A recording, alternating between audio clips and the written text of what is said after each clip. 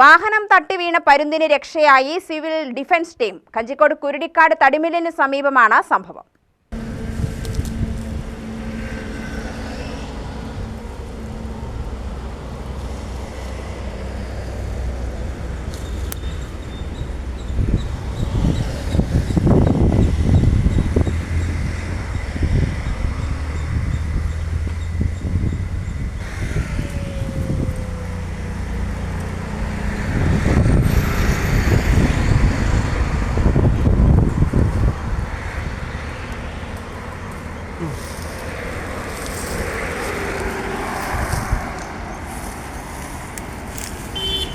നാട്ടുകാരിൽ നിന്ന് വിവരമറിഞ്ഞെത്തിയ Kanjikode rescue team അംഗങ്ങളായ സന്തോഷ്, രഞ്ജിത്ത്, ശിവൻ, രമേശ് എന്നിവർ ചേർന്നാണ് പരുന്തിനെ രക്ഷപ്പെടുത്തി ആശുപത്രിയിൽ എത്തിച്ചത്.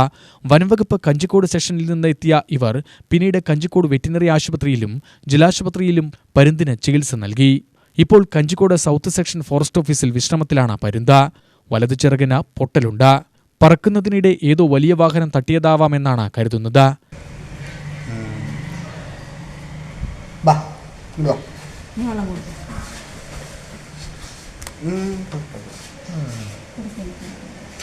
UTV news, Palakkad.